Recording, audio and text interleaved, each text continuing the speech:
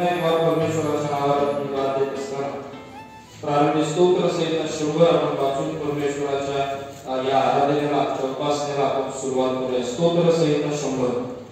अहो पृथ्वीवरील सर्व लोक हो परमेश्वराचा जय जयकार करा, हर्षाने परमेश्वराची सेवा करा, गीत गात त्याच्या पुढे। परमेश्वर हाच देव आहे हे जाणा, त्याने आम्हाला उत्पन्न केले, आम्ही त्याचेच आहोत, आम्ही त्याची प्रजा, त्याच्या पूर्णातील कळप आहोत। त्याचे उद्गार स्मरण करेल, त्याच्या द्वारात स्तवन करेल, त्याच्या अंगणात प्रवेश करा, त्याचे उद्गार स्मरण करा, त्याच्या नावाचा धन्यवाद करा, कारण परमेश्वर चांगला आहे, त्याची दया सनातन आहे आणि त्याची सत्यता पिढ्यानपिढ्या टिकते।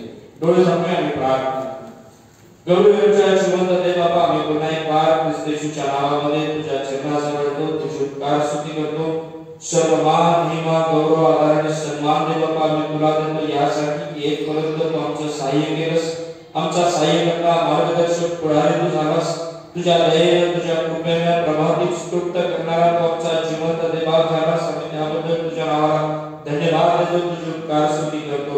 या आमच्या गौरव जिवंत देव बाबा आम्ही पुन्हा एक बार तुझ्या समोर उपकार स्तुतीचा यज्ञ सादर करत असताना जिवंत देव बाबा तू केलेल्या प्रत्येक चमत्काराबद्दल, तू दिलेल्या प्रत्येक आशीर्वादाबद्दल प्रभू आम्ही पुन्हा एक बार तुझ्या नावाला धन्यवाद देतो। गेल्या संपूर्ण सप्ताहावर तू आम्हाला सांभाळस, तू आमचा सहाय्यकर्ता मार्गदर्शक पुढारी झालास। तुझ्या दयेमध्ये तुझ्या कृपेमध्ये तू आम्हाला लागलास, आम्ही त्याबद्दल तुझ्या नावाला धन्यवाद देतो। आज पुन्हा एक बार तुझ्या भक्ती मंदिरामध्ये तुझी भक्ती आराधना करण्यासाठी देव बाबा तू आम्हाला एकत्रित केलंस, आम्ही त्याबद्दल तुझे आभार मानतो आणि प्रार्थना करतो देव बाबा की आजची भक्ती आम्हा प्रत्येकासाठी आशीर्वादाची तू कर। पुन्हा एक बार प्रभू आम्ही तुझ्या समक्षतेचा अनुभव घ्यावा, तू किती चांगला देव आहेस याचा प्रत्यक्षरित्याने अनुभव घ्यावा, यासाठी लागणारी सर्व प्रकारची कृपा देणारा आमचा जिवंत देवा तू विशेष करून प्रार्थना करतो प्रभू आजच्या भक्तीमध्ये गायला जाणारा प्रत्येक गीत, वाचण्यात येणारा शास्त्र भाग, त्यावर होणारे मनन आणि चिंतन, मध्यस्थीची प्रार्थना आहे, दानपणाची सेवा आहे, प्रभूजी प्रेझेंटरशिपची सेवा आहे, संदेशाची सेवा आहे, शास्त्र भाग वाचण्याची सेवा आहे, या सर्व सेवा होत असताना प्रभू त्यामध्ये परमेश्वरा समाविष्ट होणाऱ्या प्रत्येक तुझ्या लेकराला आम्ही तुझ्या हातामध्ये देतो। प्रत्येकाची सेवा आशीर्वादाची तू कर। बहुधा जिवंत देव बाबा पुन्हा एक बार प्रभू तुझी भक्ती आत्म्याने आणि खरेपणाने करण्यासाठी तुझी विशेष कृपा तू दे। प्रभूच्या बालकाचे अर्पण होणार आहे, त्या अर्पण येशूच्या नावामध्ये आशीर्वादाचं तू कर। तुझी दया, तुझी कृपा तू आणि तुझ्या नावाचा गौरव तू करून घे। पुन्हा एक बार जिवंत देव बाबाची संपूर्ण भक्ती आम्ही तुझ्या गौरवशाली हातामध्ये समर्पित करतो। तू ये आजच्या भक्तीचा चालक मालक पुढारी तू हो आणि तुझ्या नावाला गौरव तू प्राप्त करून घे। मान महिमा गौरव आदर आणि सन्मान तुला कर। धन्य तारणारांचा प्रभू येशू ख्रिस्त त्याच्याद्वारे प्रार्थना केली म्हणून तू आहे, आमेन। यावेळेस आपण सर्वजण उभे राहू आणि परमेश्वराच्या स्तवनासाठी यावेळेस आपण उभे राहू। उपासना संगीतामधून गीत क्रमांक 423 हे गीत गाऊन परमेश्वराच्या आराधनेला आपण सुरुवात करणार आहोत। गीत क्रमांक 423 भक्तीची वेळ मला सदैव आवडे, मिटावी चिंता सगळी व जाई बापाजवळ। भक्तीची वेळ मला सदैव आवडे,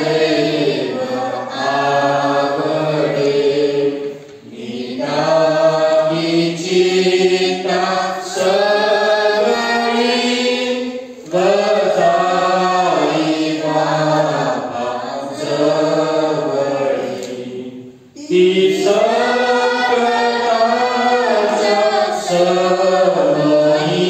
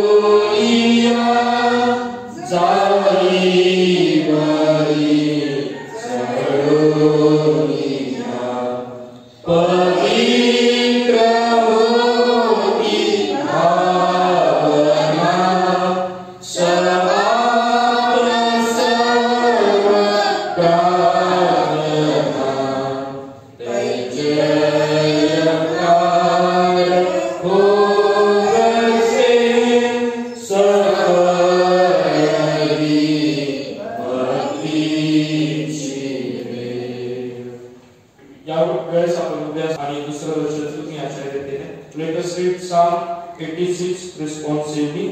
पहिलं वचन मी आणि दुसरं वचन तुम्ही अशा रीतीने स्तोत्र संहिता 86 या स्तोत्राचा आपण आळीपाळीने वाचन करणार आहोत. हे परमेश्वरा, कान लाव, मला उत्तर दे. मी दीन व दरिद्री आहे. माझ्या जीवाचे रक्षण कर, कारण मी तुझा भक्त आहे. हे माझ्या देवा, तुझ्या वाट ठेवणाऱ्या सेवकाचे कारण कर. हे प्रभू, माझ्यावर कृपा कर, कारण मी दिवसभर तुझा धावा करतो. हे प्रभू, आपल्या सेवकाचा जीव रक्षण कर. मी आपल्या सेवकाला तुझ्याकडे लावितो. हे प्रभू, तू उत्तम व क्षमाशील आहेस आणि तुझा धावा करणाऱ्या सर्वांवर विपुल दया करणार आहेस. हे परमेश्वरा, माझ्या प्रार्थनेकडे कान दे. माझ्या प्रार्थनेच्या वाटेकडे लक्ष दे. मी आपल्या संकट समयी तुझा धावा करेन, कारण तू मला उत्तर देशील. हे प्रभू, देवामध्ये तुझ्या समान कोणी नाही आणि तुझ्यासाठी कोणतीही कृत्य नाही. हे प्रभू, तू उत्पन्न केलेली सर्व राष्ट्रीय तुझ्या पाया पडतील, तुझ्या नावाचा महिमा गातील. कारण तू कृत्य करणार आहेस, तूच केवळ देव आहेस. हे परमेश्वरा, तुझा मार्ग मला दाखव. मी तुझ्या सत्य मार्गाने चालेन. तुझ्या नावाचे भय धरण्यास माझे चित्त एकाग्र कर. हे प्रभू, माझ्या देवा, मी आपल्या जिथे भावेचे गुणगान करेन. तुझ्या नामाचा वैभव स्तुती करेन. कारण माझ्यावर तुझी दया फार आहे. अधोलोकाच्या काळापासूनच तू माझा जीव उद्धारला आहे. हे देवा, उन्मत्त लोक माझ्या विरुद्ध उठले आहेत. जुलमी लोकांचा स्वतःला माझा जीव घ्यावासा पाहत आहे. ते तुला सुखाने मानत नाही. तरी हे प्रभू, तू सदैव कृपाळू देव आहेस, मंदक्रोध, दयाळू व सत्य संपन्न आहेस. तू माझ्याकडे वळून माझ्यावर कृपा कर. आपल्या दासाला आपले सामर्थ्य दे. आपल्या जातीच्या चित्राचे कारण कर. हे परमेश्वरा, तू माझ्यावर प्रसन्न झाल्याचे काही चिन्ह दाखव, यासाठी की तू माझे सहाय्य व समाधान केले आहे. हे पाहून माझ्या द्वेष्टांनी लज्जित व्हावे. बसूया. देवा, वाचलेली योजना हा प्रत्येकासाठी आशीर्वादाची करो. यावेळेस आपण बसूनच आणखीन एक उपासना संगीतामधून गीत गायला गीताच्या द्वारे परमेश्वराची आराधना करू. तरुण संघाला विनंती आहे की ते समोर येतील आणि परमेश्वराच्या नावाला धन्यवाद प्रेझेंट वर्शिपच्या द्वारे देतील. आपण सर्व उभे राहू आणि परमेश्वराचा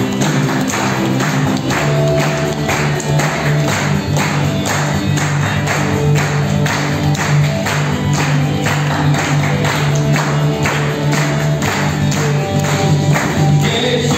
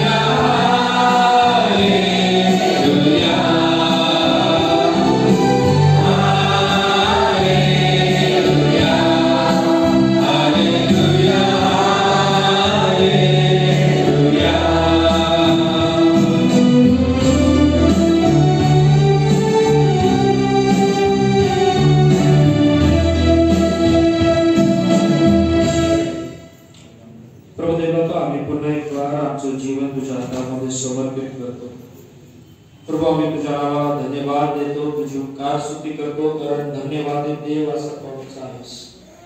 सूर्याच्या उगवतीपासून ते मावळतीपर्यंत केवळ तुझंच नाव स्तुतीय प्रभू. तू आमचा प्रारंभ आणि तू आमचा शेवट आहेस. तू आमचा अल्फा आणि ओमेगा आहेस. प्रभू आमच्या सर्व गोष्टी ह्या तुझ्यापासून सुरू होतात आणि तुझ्याशी येऊन प्रभूजी त्या संपुष्टात येतात. प्रभू आमच्या जीवनाच्या पलीकडे, आमच्या बुद्धी सामर्थ्याच्या पलीकडे जाऊन आमच्यावर कृपेची वृष्टी करणारा तू आमचा देवबाप झालास. आम्ही त्याबद्दल तुझ्या नावाला धन्यवाद देतो.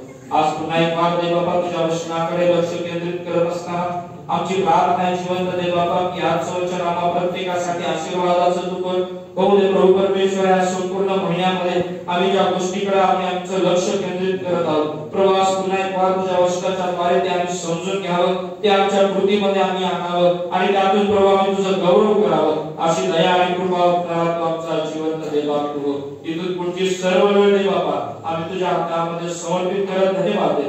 प्रार्थना ख्रिस्त येशूच्या द्वारे केली म्हणून तो आहे. बसेल 15व्या वचनापर्यंत असणारा शास्त्र भागाकडे आपण लक्ष केंद्रित करू. जुना करार निर्गम 19:1-15 आणि नवा करार गलातियरास पत्र याचा 3रा अध्याय पहिल्या वचनापासून ते 11व्या वचनापर्यंत. जुना करार निर्गम 19:1-15 आणि गलातियरास पत्र याचा 3रा अध्याय 1-11 या वचनांकडे लक्ष केंद्रित करूया. आजच्या मनासाठी असणाऱ्या दोन्ही शास्त्र भागाकडे आपण लक्ष केंद्रित केलेलं आहे.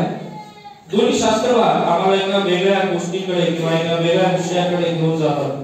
प्रिय बंधू मागील असणाऱ्या जवळजवळ 3 ते 4 आठवड्यापासून आम्ही एका विशिष्ट विषयाकडे लक्ष केंद्रित करत आहोत.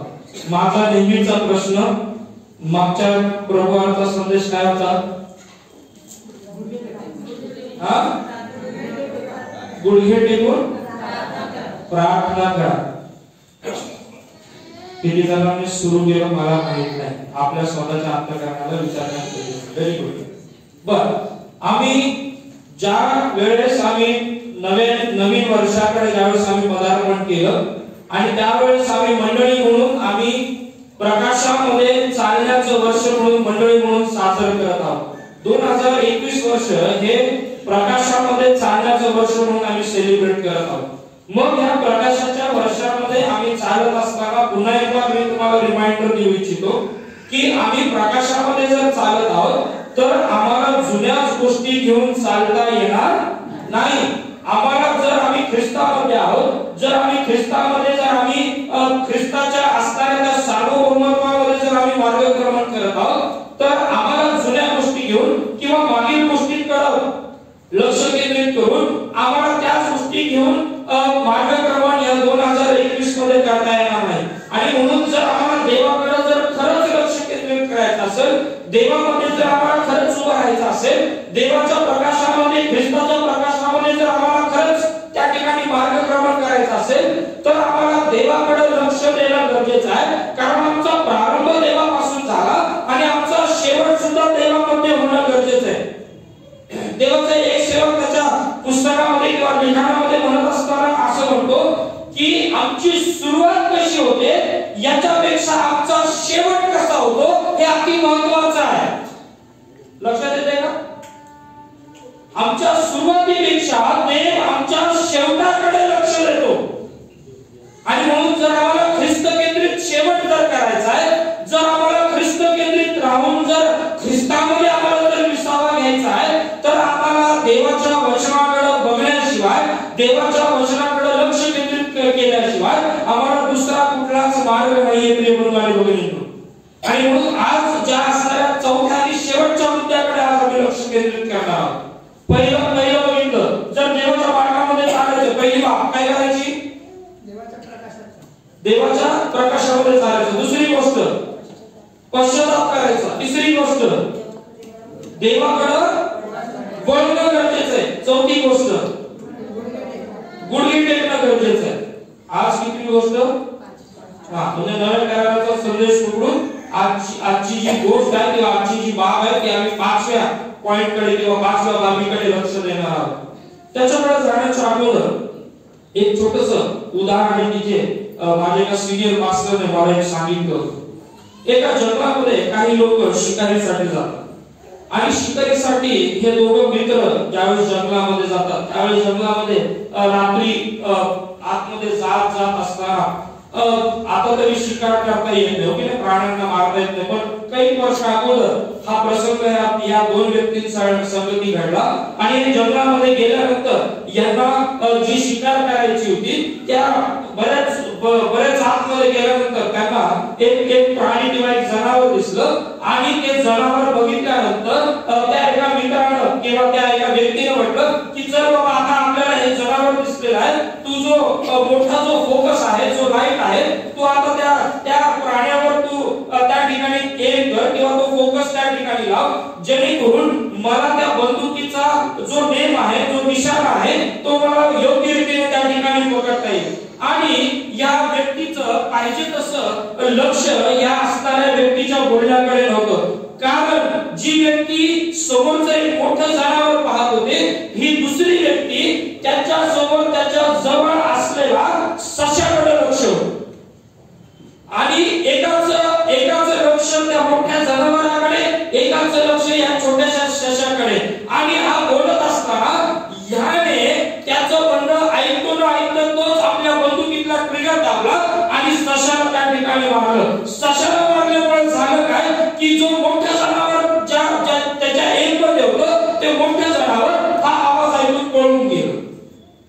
छोट्याशा शिकारीमुळे मोठी शिकार हातातून निसटून गेली. अनेक वेळेस आम्ही ज्यावेळेस छोट्या गोष्टीकडे एम लावतो त्यावेळेस छोटी गोष्ट आम्हाला मिळते, पण याला कदाचित रिस्क ही असते की मोठी गोष्ट की जी आमच्या समोर आलेली आहे, आमच्या समोर ठेवली गेलेली आहे, जी गोष्ट आम्हाला एक्सेप्ट करायची, ग्रहण करायची, ती गोष्ट आमच्यापासून निघून जाते. का तर आमचं लक्ष, आमचा उद्देश, आमचे एम, आमच्या साऱ्या सर्व गोष्टींचं सेटअप जो आहे हा आम्ही छोट्या गोष्टीवर केंद्रित केलं. अनेक वेळेस या गोष्टी आमच्या जीवनामध्ये घडू लागतात. आजच्या वर्षाकडे आम्ही प्रिय बंधूंनो भगिनींवर लक्ष केंद्रित करत आहोत. कारण कलशकारा स्तोत्राचा 3रा अध्याय आणि त्याची पहिली 2 वर्ष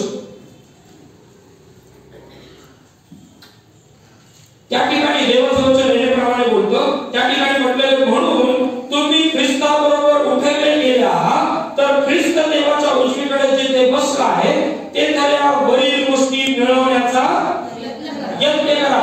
दुसऱ्या वचनामध्ये म्हटलेलं आहे वरील गोष्टीकडे मन लावा, पृथ्वीवरील गोष्टींकडे लावू नका. काय लावू नका?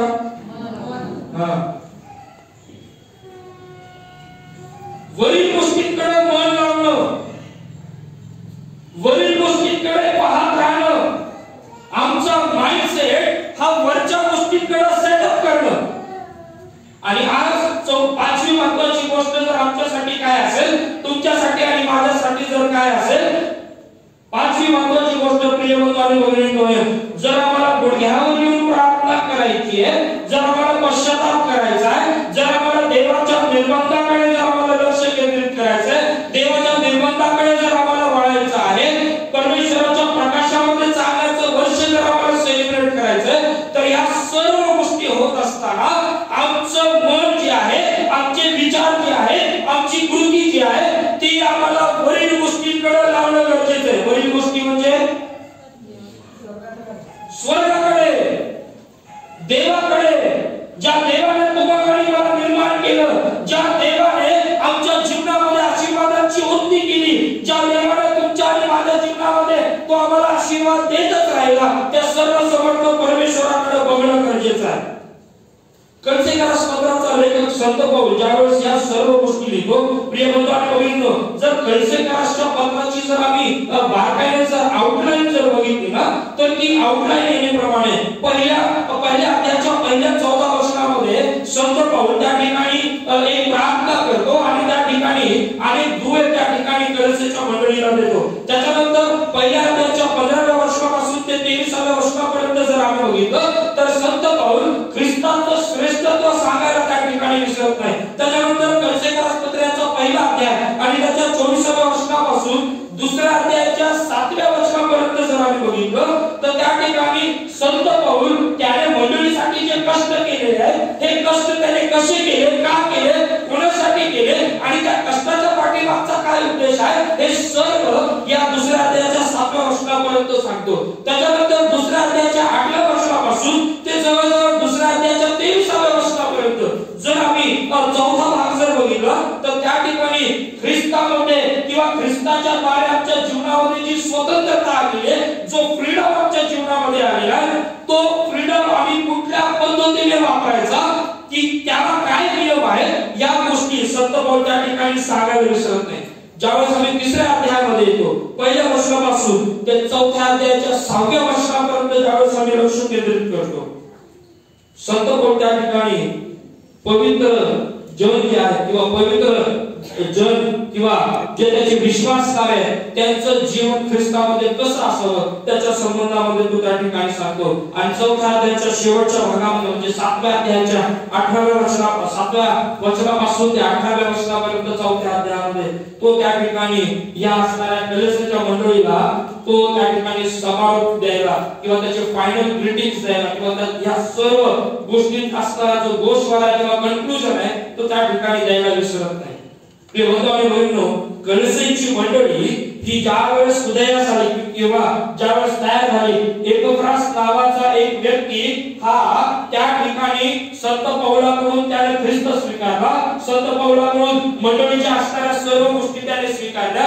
3 वर्ष ज्यावेळेस या असणाऱ्या एफिस मध्ये संत पौल काम करत राहिला, त्याच्याकडून एपफ्रास ही व्यक्ती तयार झाली आणि त्याच्यानंतर या व्यक्तीनं कलेसामध्ये जाऊन सुवार्तेची घोषणा केली, मंडळी रोपणाची सेवा त्या ठिकाणी केली. एपफ्रास जो आहे हा देवाचं वचन घेऊन कलेसामध्ये आला. हे सुंदर रीतीने तयार झालेलं चर्च, की ज्याला यंग चर्च म्हणून ज्याला रिकॉग्नाइज करण्यात आलं, ज्याला एक तरुण चर्च म्हणून त्या ठिकाणी पाहण्यात आलं. पण या तरुण चर्च मध्ये किंवा या चांगल्या नुकतंच सुरू झालेल्या मंडळीमध्ये एक प्रकारचं खोटं शिक्षण, खोटे तत्व, खोटे सिद्धांत त्या ठिकाणी तयार होऊ लागले, की ज्याला कोलोसियन हेरेसी म्हणून त्या ठिकाणी ओळखलं जाऊ लागलं. वेगवेगळ्या प्रकारचे डॉक्ट्रिन्स, वेगवेगळ्या प्रकारचे सिद्धांत या कलेसाच्या मंडळीमध्ये उदयास येऊ लागले. आणि पुन्हा एकदा ज्यावेळेस खोटे सिद्धांत, खोटी शिकवण ज्यावेळेस कलेसाच्या मंडळीमध्ये ज्यावेळेस रुजू लागली, त्यावेळेस एपफ्रास परत निघाला आणि परत संत पौल आता रोम मध्ये आहे. रोम मध्ये संत पौलाला भेटण्यासाठी एपफ्रास जातो आणि एपफ्रास या कलेसाच्या मंडळीमध्ये नेमकं काय चाललेलं आहे, कुठल्या प्रकारचं फ्लक्च्युएशन, कुठल्या प्रकारचं अपडाऊननेस या मंडळीमध्ये आलेला आहे, या सर्व गोष्टींचं कथन एपफ्रास संत पौलाला रोम इथं जाऊन करतो. आणि मग रोम कडून संत पौल आता पत्र लिहितो आणि ते कलेसेकरास पत्र म्हणून त्या ठिकाणी ओळखलं जातं.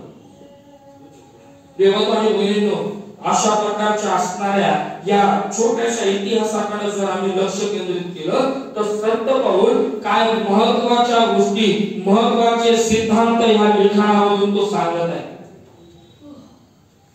काही गोष्टी अशा आहेत ख्रिस्ती जीवनामध्ये की ज्या आम्ही ख्रिस्ताच्या मार्गामध्ये चालत असताना आम्हाला त्या सोडता येत नाही. लक्षात घ्या, कळतंय का? काही गोष्टी अशा आहेत की ज्या आम्हाला ख्रिस्ती जीवनामध्ये जगत असताना आम्हाला त्या सोडता येत नाही, आम्ही त्या स्किप करू शकत नाही. किंवा ख्रिस्ती जीवनामध्ये मार्गक्रमण करतो, स्वतःला ख्रिस्ती म्हणून घेतो, स्वतः आम्ही ख्रिश्चन म्हणून जर आम्ही स्वतःला जर त्या ठिकाणी आयडेंटिफाय करत असू तर आम्हाला देवाच्या वचनामध्ये सांगितलेल्या ज्या महत्त्वाच्या गोष्टी आहेत त्या आम्हाला स्किप करता येणार नाही. त्याला बगल देऊन आम्ही आमचं ख्रिस्तीपणा इतरांना दाखवू शकत नाही.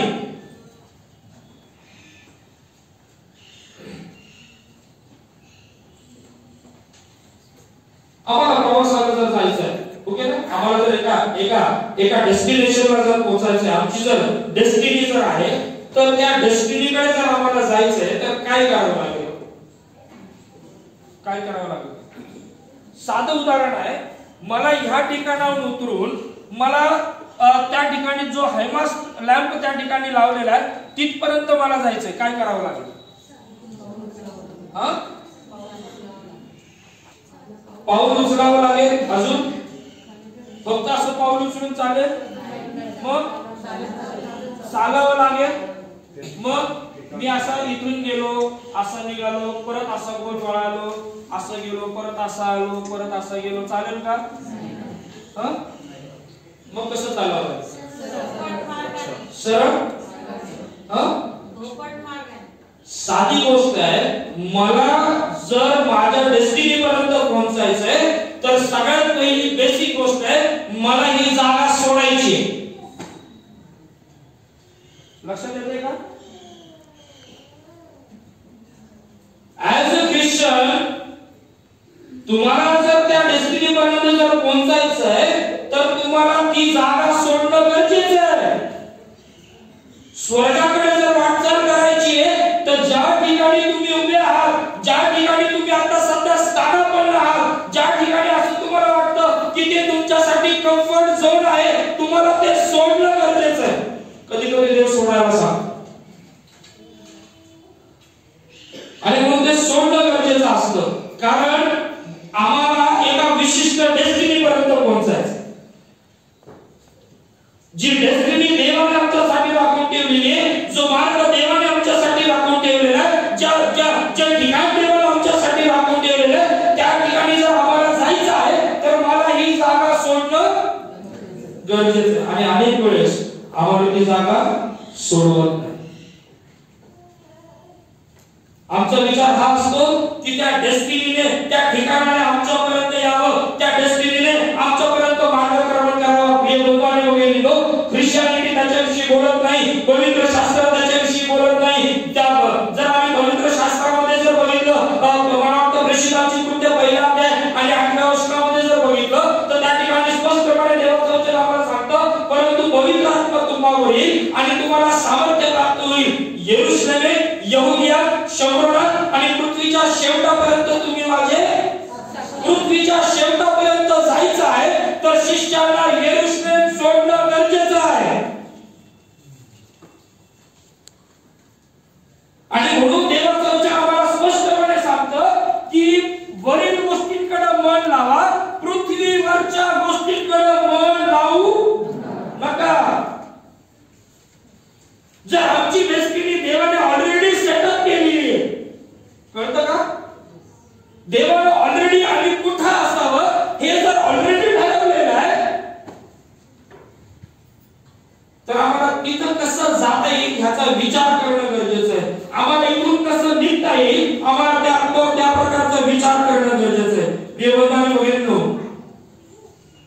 अनेक वेळेस आमचे दृष्टिकोन, आमचे विचार, आमच्या असणाऱ्या बाकीच्या गोष्टी या आम्ही अनेक वेळेस विसरून जातो. आणि होतं काय, परिणाम होतो काय, देवाने जे सांगितलेले ते न पाळता, देवाने जे आम्हाला वचनाच्या द्वारे दाखवलेले ते न पाहता आम्ही जगी गोष्टींकडे, आम्ही असणाऱ्या पृथ्वीच्या गोष्टींकडे लक्ष केंद्रित करतो. आणि म्हणून कलसेच्या असणाऱ्या पत्रामध्ये संत पौल स्पष्टपणे या ठिकाणी सांगत असताना म्हणतो, म्हणून तुम्ही ख्रिस्ताबरोबर उठवले गेले आहात. तर पहिली महत्वाची गोष्ट, पहिलं फॅक्ट संत पौल या मंडळीला जर काय सांगते या 3ऱ्या अध्यायामध्ये, म्हणून तुम्ही ख्रिस्ताबरोबर, कोणाबरोबर? ख्रिस्ताबरोबर. ख्रिस्ताबरोबर आम्हाला उठवलं गेलं. उद्या मुख्यमंत्री साहेब आमच्या भुसावळ शहरामध्ये आले आणि मुख्यमंत्री साहेबांनी म्हटलं, चला माझ्या बरोबर जेवायला बसा. लक्षात घ्या शब्द, माझ्या बरोबर. दुःख होईल का आनंद होईल? किंवा त्यांनी विचारलं, कोण माझ्या बरोबर जेवायला येतं?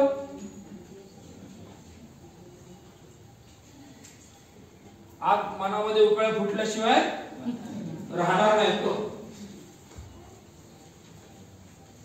देवाचं वचन काय सांगतो माहिती का आम्हाला प्रियबंधू बघितलो त्या ठिकाणी पहिल्याच वचनामध्ये कलसे 3:1 मध्ये म्हणत असताना होतो, म्हणून तुम्ही ख्रिस्ताबरोबर उठवले गेले. जर ख्रिस्तावर तुमचा विश्वास आहे, ख्रिस्त तुमचा उद्धार करताय, त्याला तारण करता म्हणून जर तुम्ही स्वीकारलेले आहे तुमच्या जीवनामध्ये, तर हे निश्चित विश्वास बाळगा की ख्रिस्ताबरोबर तुम्ही उठवले गेले आहात. ख्रिस्तामध्ये तुमचं मरण झालं, पाप हे तुमच्यापासून त्या ठिकाणी विभक्त झालं, पापाचा नायनाट ख्रिस्तामध्ये झाला आणि आता ख्रिस्त ज्यावेळेस पुनरुत्थित झाला, विश्वास बाळगा की ख्रिस्ताबरोबर तुमचं तुमचं हे पुनरुत्थान झालं, ख्रिस्ताबरोबर तुम्ही उठवले गेले आहात. ख्रिस्त पुनरुत्थान झाला, पण अनेक वेळेस आम्ही उठवले न गेल्याचं सोंग करून तसंच झोपून राहतो. तुम्हाला माहिती का, अनेक वर्षापूर्वी किंवा काही वर्षांपूर्वी एसटी महामंडळावर त्या लाल बस गाड्या ज्यावेळेस बऱ्याच एसटी आता तयार नव्हत्या झाल्या ना, चांगल्या आता जशा आहेत तशा, त्यावेळेस त्यांच्या असणाऱ्या त्या एक पट्टा त्या ठिकाणी लिहिला जायचा बसच्या त्या बाहेरच्या पत्र्यावर, आणि तो पट्टा हा होता, सगळी सोंग घेताय का, पैशाचं सोंग येतं का लक्षामध्ये? जो खरंच झोपलेला आहे त्याला उठवता येतं, पण जो झोपेचं नाटक करत आहे त्याला तुम्ही किती हलवा, किती उठवायचा प्रयत्न करा, उठतो का तो लवकर? अजिबात नाही. देवाचं वचन आमच्या संगतीत बोलत असताना आम्हाला स्पष्टपणे पहिली महत्वाची गोष्ट ख्रिस्ती जीवनामध्ये, ख्रिस्ती तत्वांमध्ये जर काय सांगत आहे तर तो म्हणतो, म्हणून तुम्ही ख्रिस्ताबरोबर उठवले गेले आहात, तर ख्रिस्त देवाच्या उजवीकडे जेथे बसलाय तेथल्या वरील गोष्टी मिळवण्याचा यत्न करा. दुसऱ्या वचनामध्ये तर अजून स्पेसिफिक तो करतो आणि तो म्हणतो, वरील गोष्टींकडे मन लावा, पृथ्वीवरील गोष्टींकडे लावू नका. सगळ्यात महत्वाची गोष्ट प्रिय बंधू आणि भगिनी, आम्हाला हे समजून घेणं गरजेचं आहे की आम्ही ख्रिस्तामध्ये आमच्या जीवनामध्ये काय स्थिती करावी. पहिले कोरिंथ 5:17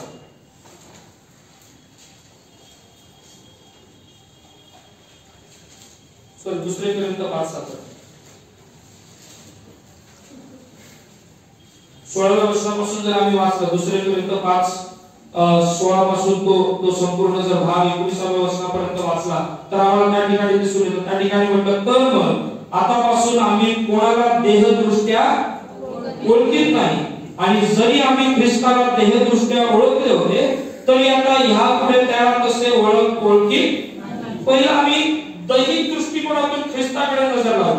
लक्षात घ्या, त्याचा मांडण्याचा अर्थ काय?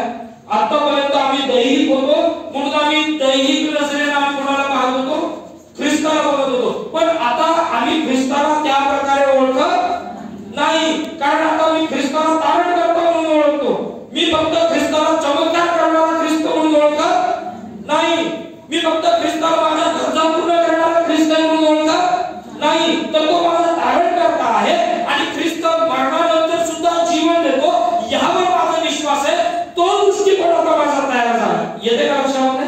पुढे बघा तो काय म्हणतो, बघ, देहदृष्ट्या ओळखीत नाही, आणि जरी आम्ही ख्रिस्ताला देहदृष्ट्या ओळखले होते तरी आता यापुढे त्याला तसे ओळखत नाही. पहिला आम्ही ओळखलं, पण आता आम्ही कसं त्याला ओळखत नाही.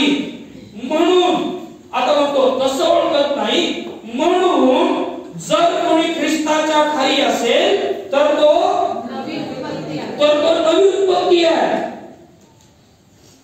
पुढे काय म्हटलं? जुने ते होऊन गेले, पहाते नवे झाले. ख्रिस्तामध्ये आमच्या जीवनामध्ये नवीनता येते. ख्रिस्त आमच्या जीवनामध्ये नवीन गोष्टी तयार करण्यासाठी आम्हाला पुन्हा पुनरुत्थित करतो. हे कधी होतं? ज्यावेळेस आम्ही आमचा विश्वास, आम्ही आमचं सर्वस्व ज्यावेळेस आम्ही ख्रिस्ताकडे दिलेले त्यावेळेस. ही साधी सुधी गोष्ट नाही. ख्रिस्तामध्ये राहणं, ख्रिस्ताच्या संगती राहणं आणि ख्रिस्ताबरोबर उठवले जाणं हा सर्वात मोठा ख्रिस्ती व्यक्तीला दिला गेलेला सन्मान आहे. जसं कुठल्या तरी एखाद्या महान व्यक्ती बरोबर जेवायला बसण्याचा सन्मान आहे, तसं ख्रिस्ताबरोबर पुनरुत्थित होण्याचा सन्मान आहे.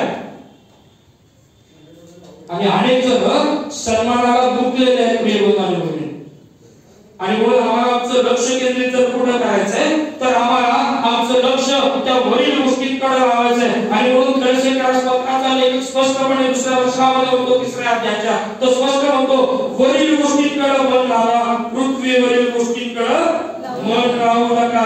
कारण देवाने आमचा जुना स्वभाव, देवाने आमची जुनी कृती, देवाने आमचा पापिष्ट स्वभाव, देवाने आमच्या असणाऱ्या सर्व गोष्टी ख्रिस्तामध्ये त्या ठिकाणी वधस्तंभावर मोडून काढल्या. ख्रिस्ताने आमचं असणारं, ते मरणाचं असणारं, त्या विधीचं असणारं ऋणपत्र जे आहे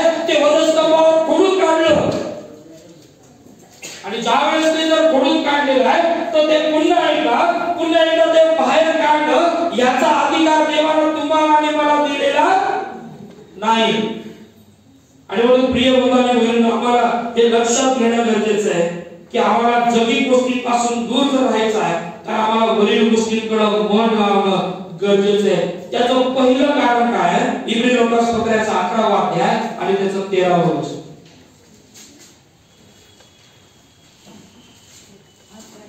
11-13 कोणीतरी वाचा पटकन.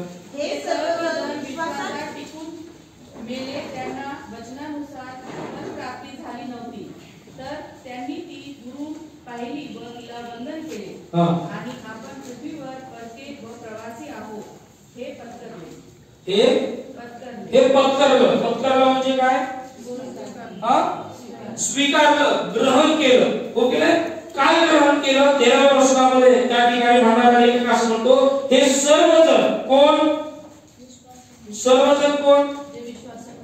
जे ज्यांनी प्रभूवर विश्वास ठेवला. इब्री लोकांपत्र याचा 11वा अध्याय, हा 11वा अध्याय केवळ विश्वासाच्या संबंधामध्ये बोलतो. आणि जर तुम्ही बघितलं या 11व्या अध्यायामध्ये बऱ्याच कॅरेक्टर्सची नावं की जे बायबल मध्ये आहेत, त्या बऱ्याच कॅरेक्टर्सची नावं याच्यामध्ये आहेत की ज्यांनी ख्रिस्तावर विश्वास ठेवला, ख्रिस्त केंद्रित राहून ज्यांनी मृत्यूला कवटाळलं, ते सर्व विश्वासात टिकून मेले. देवाचं वचन सांगतं 13व्या वचनामध्ये. पण पुढे काय झालं? त्यांना वचनानुसार फलप्राप्ती झाली नव्हती, तर त्यांनी ती दुरून पाहिली व तिला. आणि आपण पृथ्वीवर कसे आहोत? ज्यांनी देवावर विश्वास ठेवला, ज्यांनी ख्रिस्तावर विश्वास ठेवला, त्यांनी एक खुणगाठ बांधून ठेवली. आणि ती खुणगाठ ही होती, त्यांनी हे ठरवलं की आम्ही या पृथ्वीवर काय आहोत? परके आणि प्रवासी आहोत. वरील गोष्टींकडे मन जर आम्हाला लावायचंय ना, आम्हाला सगळ्यात पहिली गोष्ट ही समजून घेणं गरजेचं आहे की आमचं डेस्टिनेशन या पृथ्वीवर नाही. आमचा प्रवास या पृथ्वीवर संपुष्टात येत नाही. आमचा खरा प्रवास आमच्या मृत्यूनंतर आहे.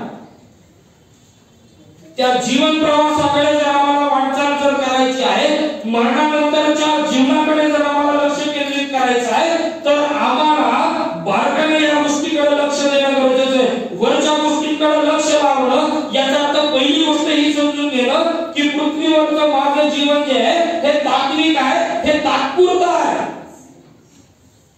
मी प्रवासी आहे, मी एलियन आहे. एलियन कळतं का? एलियन कळतं का?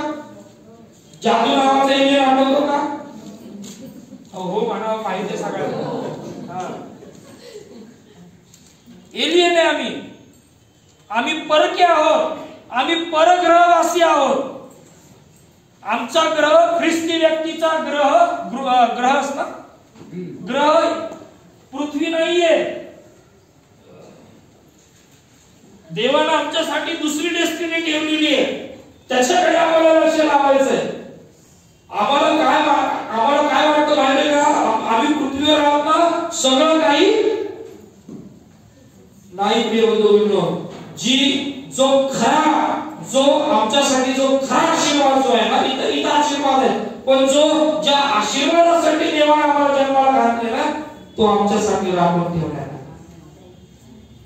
आणि त्याच्यासाठी आम्हाला झटायचं, आम्हाला त्याच्यासाठी झटायचं.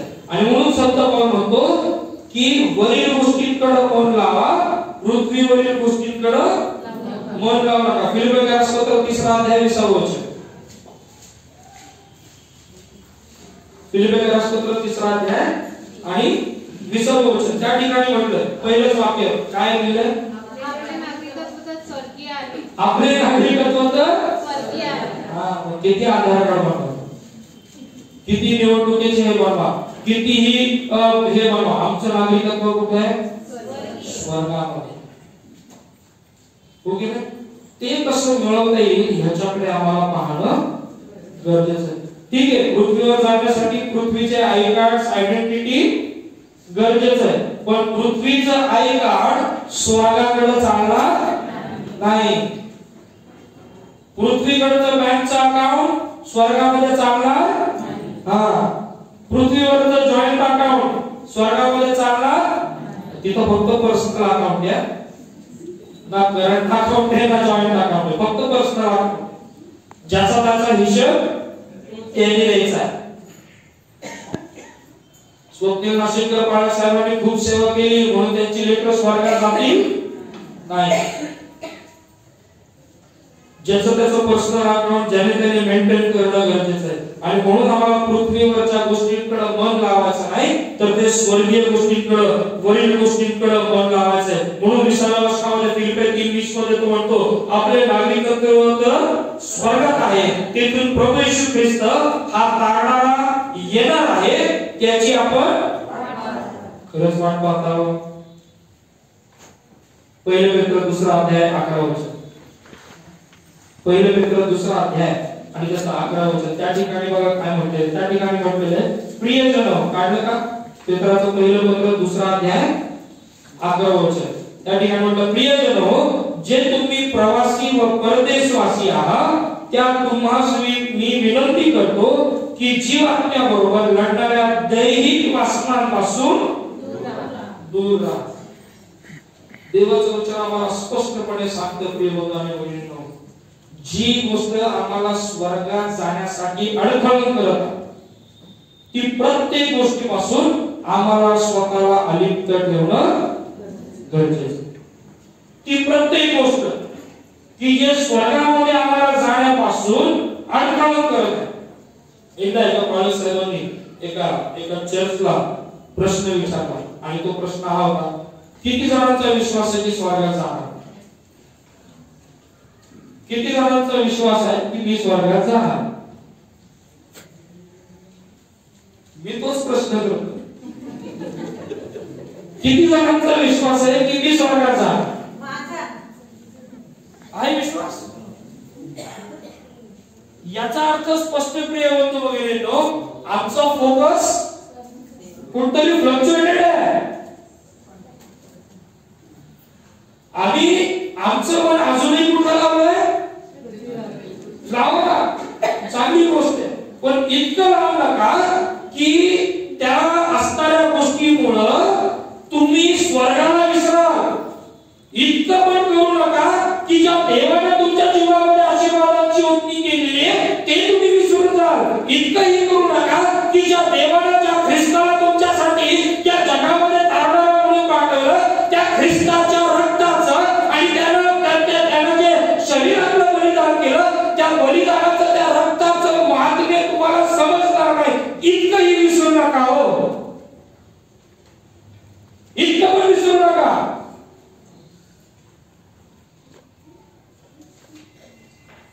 आणि म्हणून संत पौल स्पष्टपणे या मंडळीला सांगतो की आम्ही आमचं लक्ष वरच्या गोष्टींकडे लावलं पाहिजे.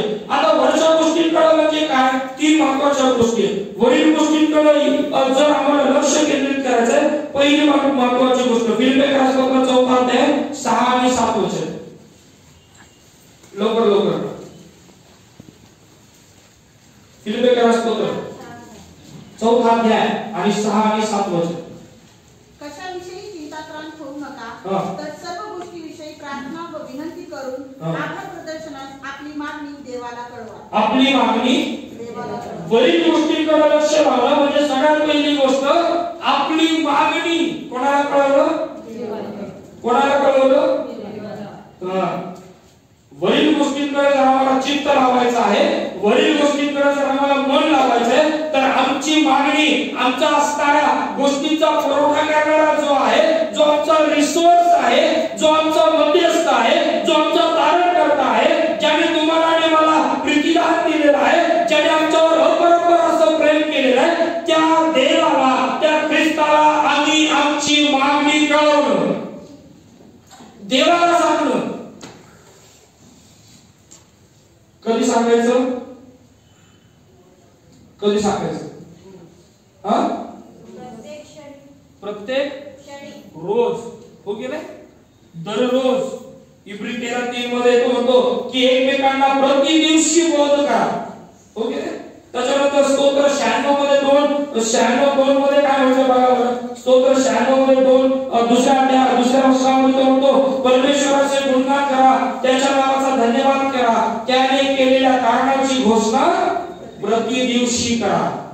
प्रति दिवशी कधी सांगायचं देवाला? रोज. ओके ना?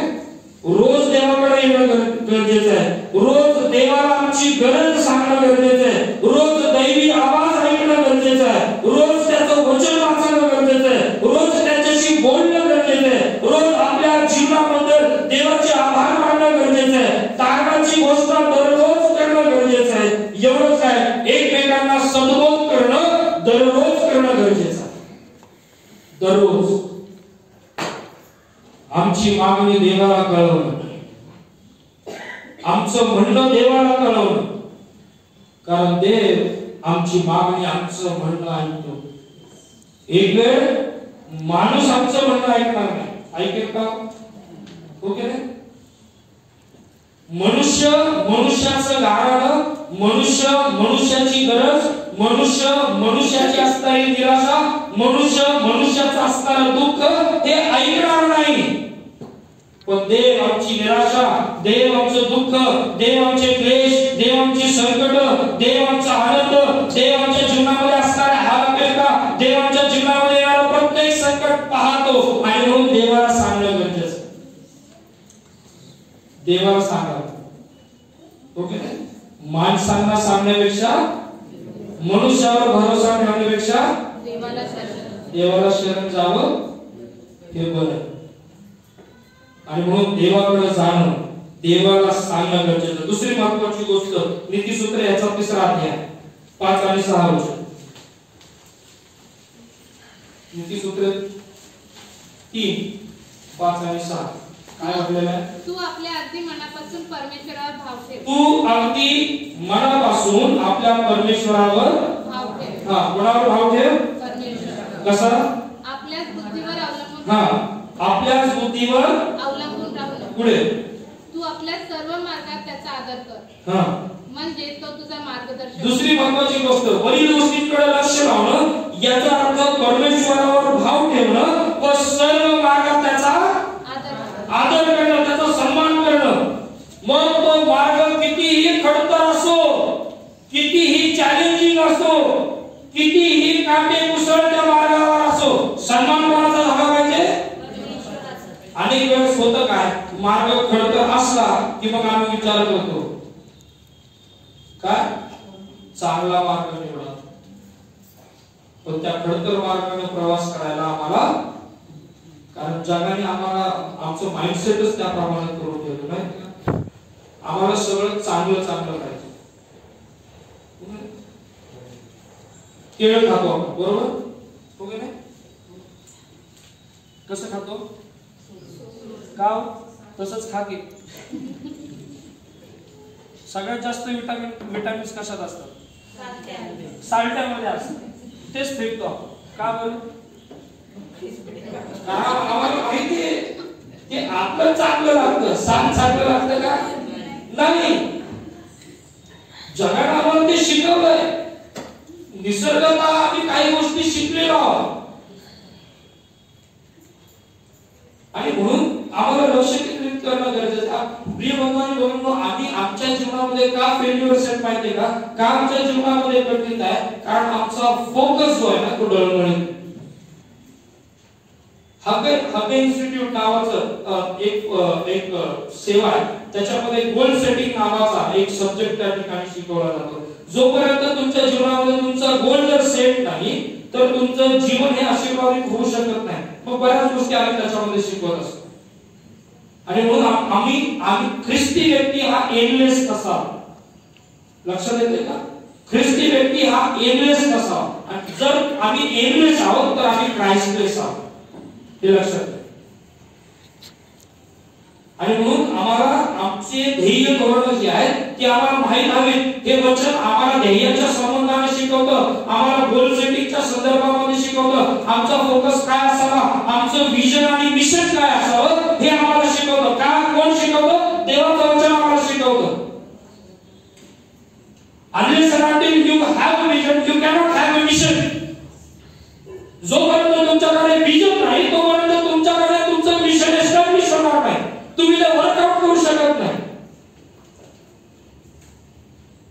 आणि म्हणून देवाचं वचन आम्हाला सांगतं वरील गोष्टींकडे जर लक्ष केंद्रित करायचं, याचा अर्थ परमेश्वरावर भाव ठेवायचा. त्याचा अर्थ सुंदर त्या ठिकाणी देवाचं वचन आम्हाला सांगतं 5व्या वचनामध्ये काय म्हटलेलं, नीती 3:5 मध्ये, तू आपल्या अगदी मनापासून परमेश्वरावर, पुढे काय म्हटलं, आपल्या बुद्धीवर अवलंबून देवाला माहितीये काय घ्यायचं, आपल्याच बुद्धीवर अवलंबून. आणि तेच होते माहिती आमचं.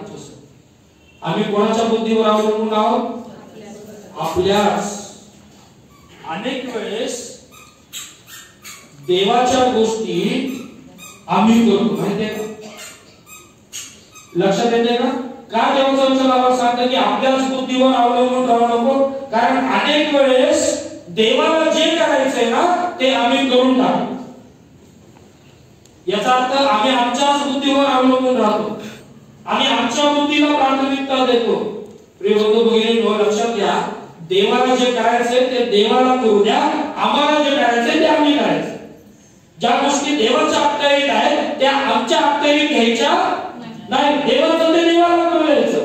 आणि मग देवाचा एक सेवक एका पुस्तकामध्ये एका विषयामध्ये म्हणला होतो, when you come into his sanctuary don't bring your sanctuary. ज्यावेळेस तुम्ही त्याच्या वलयामध्ये येता किंवा त्याच्या सार्वभौमत्वामध्ये येता, तुमचं सार्वभौमत्व घेऊन चालू नका. ज्यावेळेस तुम्ही त्याच्या राज्यामध्ये येता, देवाच्या राज्यामध्ये येता, तुमचं राज्य प्रस्थापित करण्याचा प्रयत्न करू नका. देवाचं काम देवाला करू द्या, देवाने तुम्हाला जे सांगितलं आहे तेवढंच करा. आणि म्हणून तो म्हणतो आपल्याच बुद्धीवर अवलंबून राहू नको. तो आपल्या सर्व मार्गात त्याचा आदर कर, म्हणजे तो तुझा मार्गदर्शक होईल. अनेक वेळेस आमच्या जीवनामध्ये ही गोष्ट होती, आपली मागणी देवाला कळवणं, परमेश्वरावर भाव ठेवणं, सर्व मार्गात आदर करणं. तिसरी महत्त्वाची गोष्ट 21 स्तोत्र 6 अध्याय 13 आणि 18 वचन. 21 स्तोत्र 6 अध्याय 13 ते 18 वचनापर्यंत काही गोष्टी महत्त्वाच्या आपल्याला सांगितलेल्या आहेत. 21 6 13 ते 18 त्या ठिकाणी असं म्हटलेलं आहे, या कारणास्तव तुम्हाला वाईट दिवसात प्रतिकार करता यावा व सर्व काही केल्यावर टिकाव धरता यावा म्हणून देवाची शस्त्र सामग्री घ्या. 14व्या वचनामध्ये म्हटलं, तर मग आपली कमर सत्याने कसा नीतिमत्वाचे पुरस्कारान धारण करा. कमर कशाने कसायची, सत्याने म्हणजे खोटं बोलायचं नाही.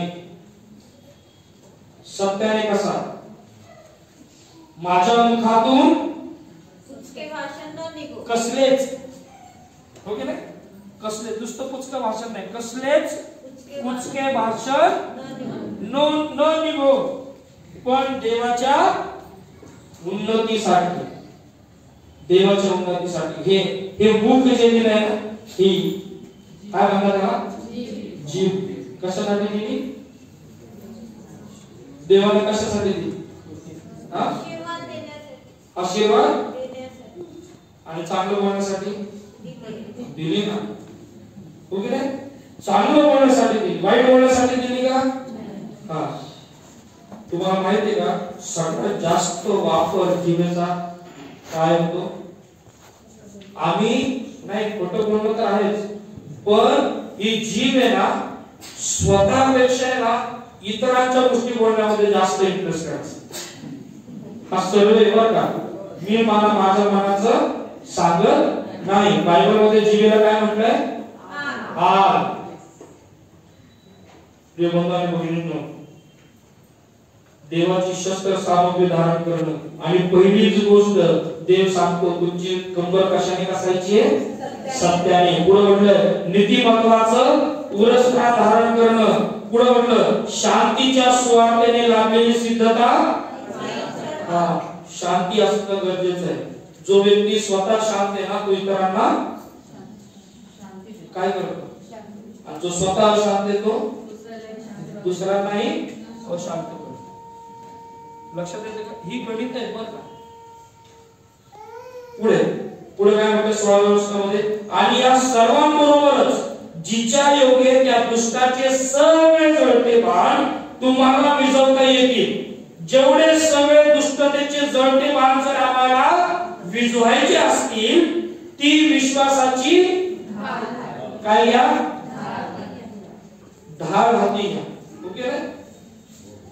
व ढाल हाती घेऊन कसं राहा, बसून राहायचं नाही. आमची छोटी छोटी गणित चुकतात नाही. आम्ही विश्वास धारण करतो, ढाल हाती घेतो, पण आम्ही उभे राहतो. आम्ही बसूनच राहतो. देवाच्या चरणावर उभं राहायला सांगतो. पुढे म्हटलेलं आहे, तारणाचे शिरस्त्र व आत्म्याची तलवार म्हणजे देवाचे वचन ही घ्या. आणलं का आवाज? आणलं? देवाचं वचन आणलं का? पुरस्कार आणलं का? तलवार आणली का? आणली का? मोबाईल आणले का? हा, मोबाईल आणला.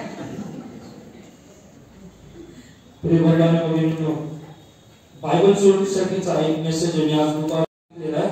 मोबाईल मधला बायबल वापरू नका, कारण ही सैतानाची चाल आहे. हे बायबलचं प्रोडक्शन आणि बायबलची विक्री थांबवायची. देवाची शस्त्र सामग्री धारण करणं. रोमकारासपत्र 12 अध्याय आणि पहिली 2 वचन. शेवटची गोष्ट रोमकारासपत्र 12 अध्याय आणि पहिली 2 वचन. त्या ठिकाणी म्हटलं, म्हणून बंधुजनो, मी देवाच्या करुणेमुळे तुम्हाला विनवतो की तुम्ही आपली शरीरे जिवंत, पवित्र व देवाला ग्रहणीय यज्ञ म्हणून ही तुमची आध्यात्मिक सेवा आहे. पुढे म्हटलेलं आहे, देवाची उत्तम, ग्रहणीय व परिपूर्ण इच्छा काय आहे हे तुम्ही समजून घ्यावं. म्हणून या युगाबरोबर समरूप होऊ नका, तर आपल्या मनाच्या नवीनीकरणाने स्वतःच रूपांतर होऊ द्या. प्रिय बंधूंनो, चौथी महत्वाची गोष्ट देवाचा दृष्टिकोन धारण करणं. आणि म्हणून आता या कलसेंद्रास पत्रामध्ये 3ऱ्या अध्यायामध्ये त्या ठिकाणी म्हटलं, म्हणून तुम्ही ख्रिस्ताबरोबर उठवले गेले आहात, तर वरील गोष्टी, तर ख्रिस्त देवाच्या उजवीकडे जे बसलाय त्यातल्या वरील गोष्टी मिळवण्याचा प्रयत्न करा. आम्हाला त्या गोष्टी कशा मिळवता येतील याचा प्रयत्न तुम्हाला आणि आम्हाला करणं गरजेचं आहे. वरील गोष्टींकडे मन लावा, पृथ्वीवरील गोष्टींकडे लावू नका. कारण तुम्ही मृत झाला आहात आणि तुमचे जीवन ख्रिस्ताबरोबर देवामध्ये गुप्त ठेवले जाईल. गुप्त ठेवलं जाईल म्हणजे गुप्तधन, माहितीये का? गुप्तधन ख्रिस्तामध्ये, देवामध्ये आमचं जीवन गुप्त ठेवलं जाईल. देव आम्हाला आमच्या जीवनाला सिक्युरिटी देतो. देव आमच्या जीवनाला सुरक्षित करतो. आमचं जीवन गुप्त राहतं. ख्रिस्ताबरोबर देवामध्ये आमचं जीवन गुप्त ठेवलं जातं. 4व्या वचनामध्ये म्हटलेलं आहे, आपले जीवन जो ख्रिस्त तो प्रगट केला जाईल तेव्हा तुम्हीही त्याच्या बरोबर गौरवात. ते कधी होईल? ज्यावेळेस आम्ही ख्रिस्ताबरोबर उठवले गेलो तर.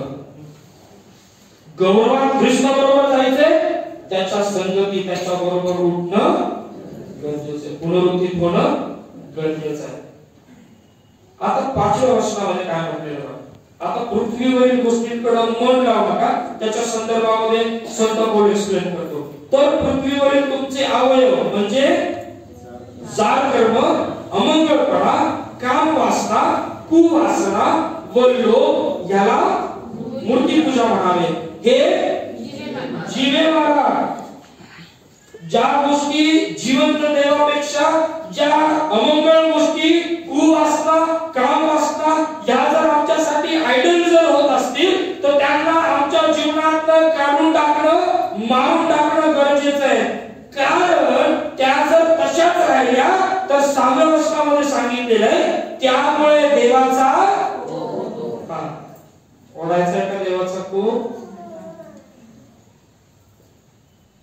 तुम्ही पूर्वी त्या वासनात जगत होता तेव्हा त्यामध्ये तुम्ही चालत होता, परंतु आता क्रोध, संताप, दुष्टपण, निंदा व मुखाने शिवीगाळ करणे ही सर्व आपणापासून दूर करा. एवढंच नाही, पुढे म्हटलेल्या व्यवस्थामध्ये एकमेकांशी कारण तुम्ही जुन्या मनुष्यास त्याच्या कृतीसह काढून टाकलं. जर काढून टाकलं तर परत त्याच गोष्टींचं रिपीटेशन आमच्या जीवनामध्ये होता कामा नये. आमच्या जीवनाकडे बघणं गरजेचं आहे. उत्पत्तीचा ग्रंथ 13वा अध्याय, त्याच्यामध्ये अब्राम आणि लोट यांचा वृत्तांत आहे. तुम्हाला माहिती आहे का देवाचं वचन किंवा अब्राम ज्यावेळेस त्यांना त्यांची गुरांवरून त्या ठिकाणी भांडण होतात, माहिती का? माहिती वृत्तांत का? आणि मग काय होतं, अब्राम आणि लोट विभक्त होतात, बरोबर होतात का विभक्त? बर, त्या ठिकाणी काय सांगतो बघा, चौथं वचन उत्पत्ती 13:4. त्या ठिकाणी बघा अब्राम त्यावेळेस त्या ठिकाणी येतो. दुसरं तिसरं वचन वाचतो मी. तो काळ रुपये व सोने यांनी संपन्न होता. मग मजल करीत करीत तो नेगेव पासून बेथेल पर्यंत गेला. बेथेल व आय यांच्या दरम्यान त्याने आरंभी डेरा दिला होता. त्या ठिकाणी तो आला. त्याने प्रथम वेदी बांधली होती, त्याच स्थळी तो आला. तेथे त्याने परमेश्वराच्या नावाने अब्रामाने पहिली गोष्ट बाहेर निघाल्यानंतर काय केलं, देवाची वेदी बांधली, प्रार्थना केली.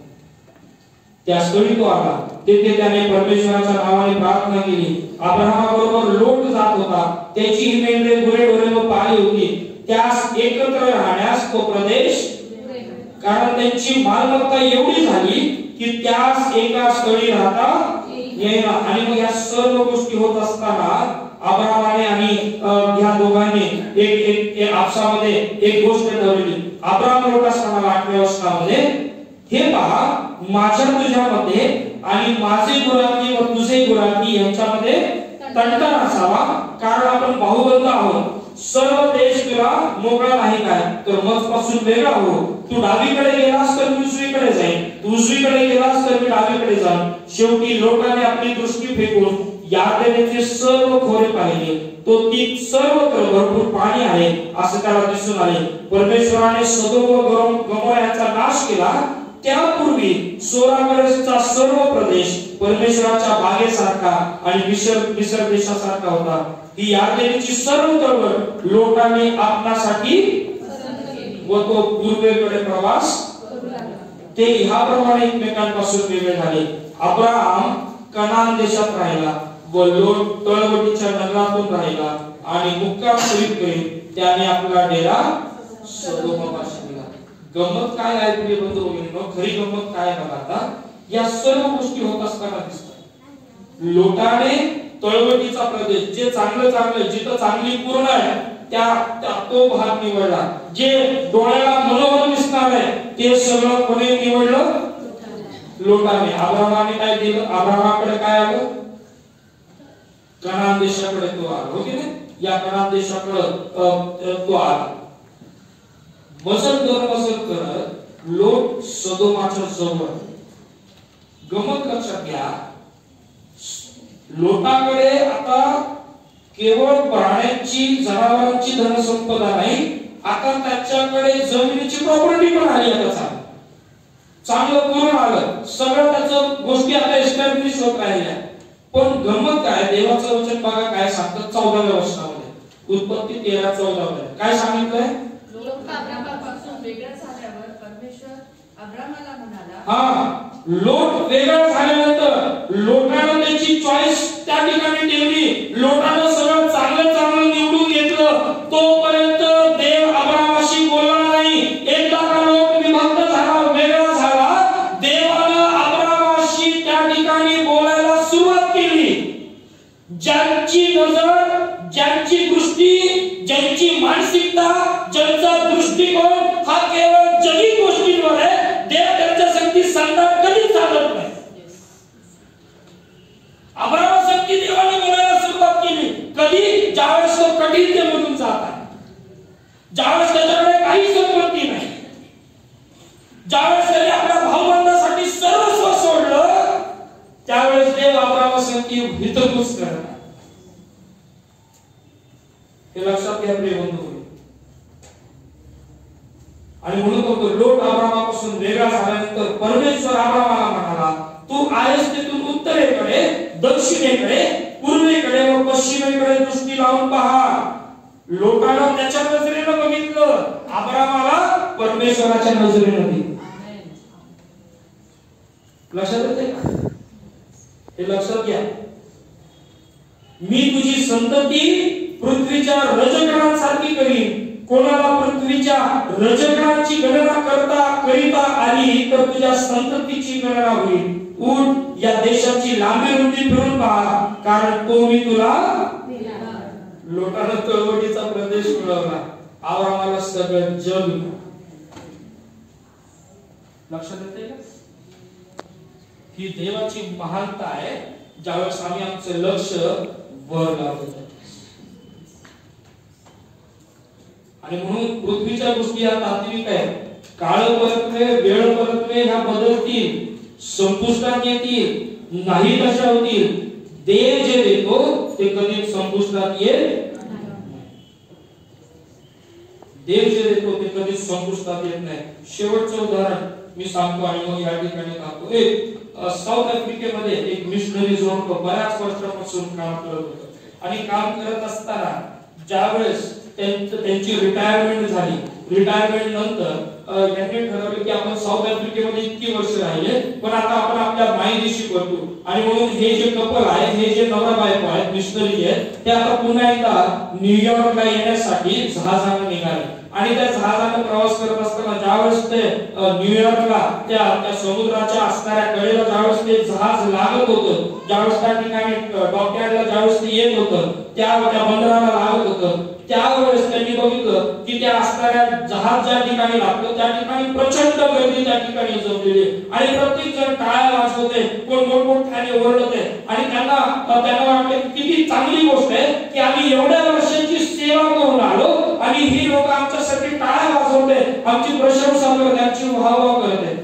पण थोड्याच वेळामध्ये त्यांनी मागे बघितलं तर त्यांना अमेरिकेचे राष्ट्राध्यक्ष त्या ठिकाणी दिसले की ते त्याच जहाजामध्ये प्रवास करत होते. ही जी गर्दी होती ती गर्दी त्या अमेरिकेच्या राष्ट्राध्यक्षाला वेलकम करण्यासाठी त्या ठिकाणी गर्दी होती. आणि या मिस्टरला खूप वाईट वाटलं, त्याच्या डोळ्यात पाणी आलं आणि तो म्हटला मी एवढी सेवा केली, मी एवढे कष्ट देवाचं वचन सांगण्यासाठी घेतले, मला रिसीव्ह करायला कोणी का नाही, मला वेलकम करायला कोणी का नाही, माझी प्रशंसा करायला, माझ्या पाठीवर हात मारायला कोणी का नाही. आणि हे दोघं वृद्ध झालेली ही दोघं नवरा बायको हे त्या ठिकाणी रडत राहिले आणि रडत आपल्या जहाजातून उतरली. कोणीच त्या ठिकाणी त्यांना वेलकम करण्यासाठी नाही. आपल्या त्या ठिकाणी टॅक्सी मध्ये बसली आणि आपापल्या त्या घराकडे जाऊन त्या ठिकाणी परत त्याच्यावर विचार करू. हा जो मिशनरी होता त्याला ते काय पचेल आणि तो सतत त्याच्या पत्नीला म्हणायचा असं का झालं, का आपल्याला कोण घ्यायला आलं, आपण तर एवढ्या मोठ्या सेवेमध्ये संस्थेमध्ये काम करत होतो, आपण एवढी सुंदर सेवा केली, आपल्याकडे कितीतरी मंडळ उदयास आल्या, आपल्याकडे कितीतरी लोक देवाकडे आकर्षित झाले, कितीतरी लोकांनी ख्रिस्तावर विश्वास ठेवला, का कोण आपल्याला अप्रिशिएट करत नाही, का कोण आपल्याला चांगलं म्हणत नाही. आणि त्याची पत्नी म्हणाली या सगळ्या प्रश्नांची उत्तर तुमच्या खोलीमध्ये जाऊन गुडघ्यावर केलेल्या प्रार्थनेमध्ये तुम्हाला देऊ. आणि हा मिशनरी आपल्या खोलीमध्ये गेला, गुडघ्यावर बसला आणि प्रार्थना केली. प्रार्थना केल्यानंतर परत तो ज्यावेळेस रूममधून बाहेर आला त्यावेळेस ह्या पत्नीनं आपल्या पतीच्या चेहऱ्यावर एक वेगळंच तेज बघितलं, एक वेगळाच आनंद पाहिला, एक वेगळं सॅटिस्फॅक्शन या पतीच्या चेहऱ्यावर दिसू लागलं. आणि त्या ठिकाणी ती पत्नी म्हणाली असं काय झालं, तुम्ही प्रार्थना केल्यानंतर एवढे तुम्ही सॅटिस्फाईड झालेला तुम्हाला दिसून येत आहे, ते तेज परत एकदा तुमच्या चेहऱ्यावर दिसून येत आहे. आणि पती म्हटला बरं झालं तुम्हाला प्रार्थना करायला सांगितलीस, मी देवासंगती बोललो आणि देव माझ्या संगती बोलला. मी देवाला विचारले की प्रभू माझा प्रवास तर ह्या ठिकाणी संपला, माझी सेवा तर ह्या ठिकाणी संपली, मग मला रिकॉग्निशन करायला, मला त्या ठिकाणी सन्मानित करण्यासाठी कोण का आलं नाही. देवाचं वचन मला आलं की अरे बेटा तू ह्या ठिकाणी उपरा आणि परदेशी आहेस, तू तिकडे स्वर्गात ये, बघ तुझा सन्मान कसा होतो.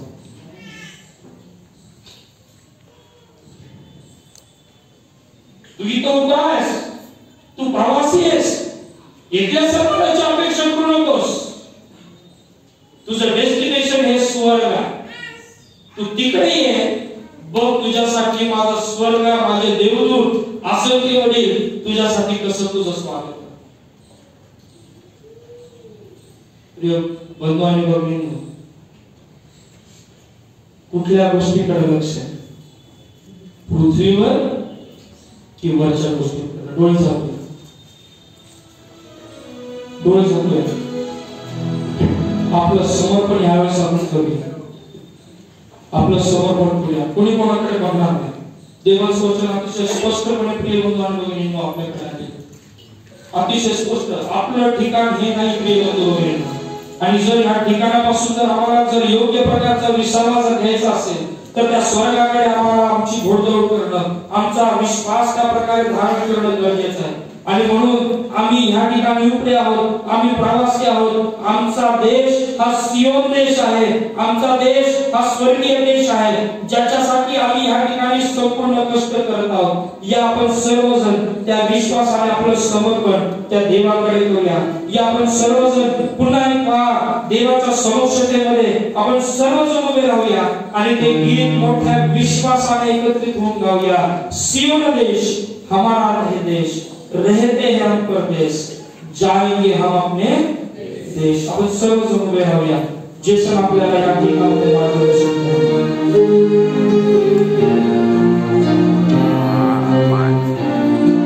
आपलं समर्पण देवाकडे करूया.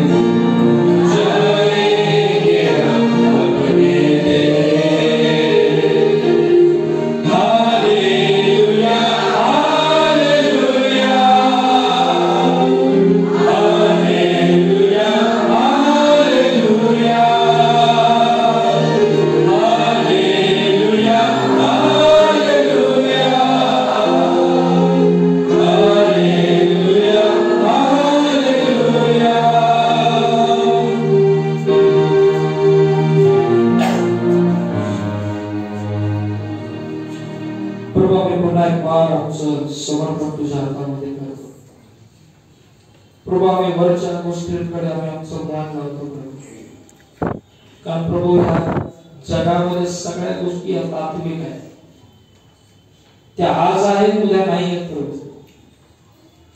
पण प्रभू तू आमचा प्रारंभ आणि शेवट आहेस, तो आमचा अल्फा आणि ओमेगा आहेस. मरणाच्या आणि अधोलोकाच्या केल्या आहे तुझ्याकडे प्रभू. सार्वकालिक जीवनाचा मार्ग तुझ्याकडे देतो आणि म्हणून प्रभू आम्ही त्या ख्रिस्ताकडे आम्ही आमचं लक्ष लावतो. त्या स्वर्गीय राज्याचे वाटेकरी देव पाहतो, कारण प्रभू आमच्यासाठी तू स्वर्ग राखून ठेव. आमचं नागरिकत्व ह्या ठिकाणी नाही तर प्रभू जे आमचं नागरिकत्व स्वर्गामध्ये असं तुझं वचन सांगतं. आणि म्हणून ते मिळवण्याचा यत्न आम्ही करावा, यासाठी लागणारी सर्व प्रकारची कृपा. आज देवा ज्यांनी ज्यांनी मनापासून तुझ्या हातामध्ये स्वतःचं जीवन दिलं, त्या प्रत्येक व्यक्तीचं जीवन दे बाबा तुझ्या हातामध्ये देतो. आज ज्यांच्या ज्यांच्या अंतःकरणाला प्रभू आज कुठली तरी चुटपुट लागलेली आहे प्रभू, आज त्या प्रत्येकाचं मन प्रत्येकाचं अंतःकरण तुझ्या हातात प्रभू. या जगिक सन्मानापेक्षा तो स्वर्गीय सन्मान आम्हाला केव्हा प्रिय असतो. या जगी काहीपेक्षा या ऐहिक जीवनापेक्षा प्रभू ते स्वर्गीय जीवन आमच्यासाठी प्रिय असतं प्रभू. ह्या मार्गक्रमणापेक्षा त्या स्वर्गीय राज्याचा मार्गक्रमण देवा आम्हाला प्रिय असावे, अशी दया आणि कृपा कर. देवा तुझे आभार मानतो तुझ्या वचनाच्या द्वारे तू बोलतोस. प्रार्थना येशूच्या द्वारे केली म्हणून करूया. बसू. तुझे नाम पवित्र आहे, तुझे राज्य जसे स्वर्गात तसे पृथ्वीवर, तुझ्या इच्छेप्रमाणे आमची रोजची भाकर आज आम्हाला दे, आणि जसे आमच्या गुन्ह्यांना सोडून तसेच आमचे गुन्हे आम्हाला सोड, आणि आम्हाला परीक्षेला नकोस तर आम्हाला वाईटापासून सोड. कारण की राज्य सामर्थ्य आणि गौरव ही सर्व काळ तुझीच आहे. आमेन.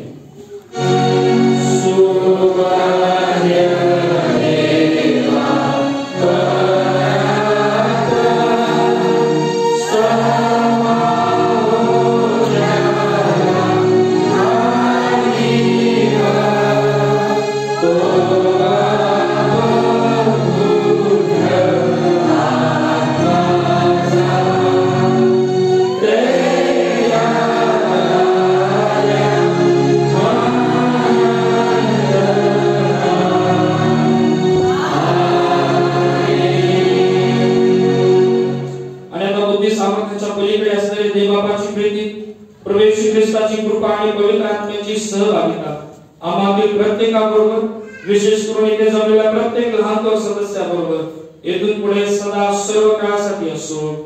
आमेन. बसू.